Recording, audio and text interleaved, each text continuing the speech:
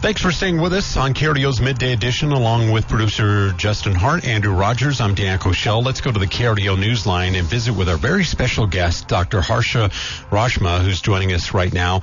And this is very interesting, this topic that we're going to talk about. Dr. Rajasimha, thanks for joining us today. And thank you for having me. It is amazing what we're about to talk about, where millions of patients are at risk as drug development faces a crisis due to the IRA.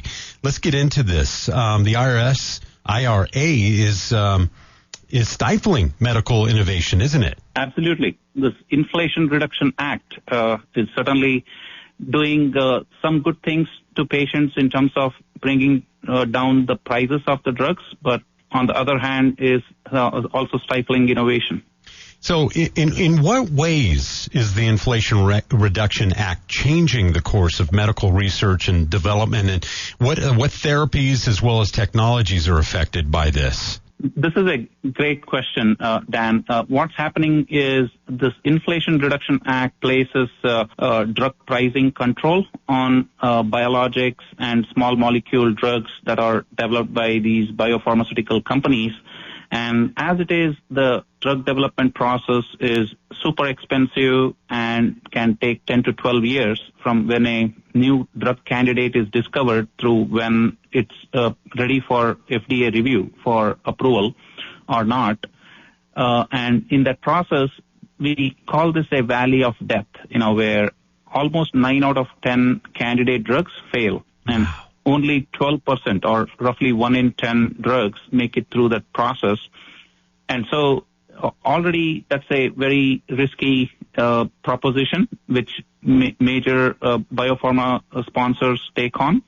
Now, on top of that, the need arises to recover the cost of this research and development by through sales that happen for these drugs afterwards, after it is approved for marketing.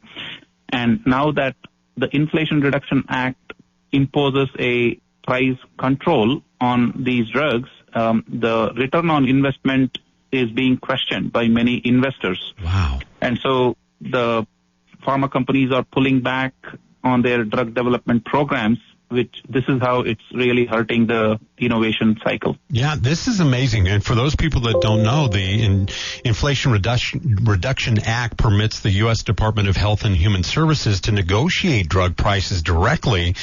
And that's basically penalizing manufacturers who refuse to excise taxes and sanctions up to 95% of product sales. So with all this uncertainty surrounding the extent of the price reductions under the IRA and the effect of the future, what effect does it have on the future of clinical trials as well as some of those generic drug manufacturing process, thus impacting the accessibility of new drugs for the patients? A great question, Dan. So what's happening is the IRA is looking at biologics a bit more favorably than a small molecule drug or a pill.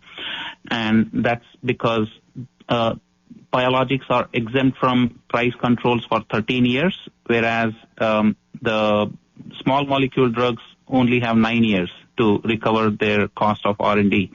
And so that's significantly disadvantage for pharma companies investing in discovering new small molecule drugs, which is a vast majority of currently available treatment options for most patients for various diseases. Biologics are still a smaller proportion of these therapeutic options. So what do you see as the end all in this discussion? Now, what's the takeaway message here today? The key takeaway is that the drug pricing control will significantly impact patients with rare diseases because 95% of the 11,000 or so rare diseases do not have a FDA-approved treatment, and hence these 30 million Americans are relying mainly on clinical trials of new drugs that have to be discovered and tested in clinical trials.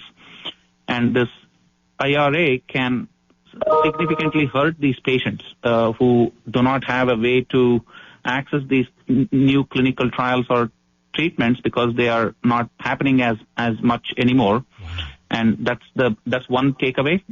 So we need to ask the government to reconsider, make exceptions and not have a one-size-fit-all solution of drug pricing control on all diseases and all types of drugs in one shot versus looking at rare diseases with a different lens. The second is clinical trials need not come to a standstill as a result of this. There are better, smarter, more efficient ways of executing clinical trials.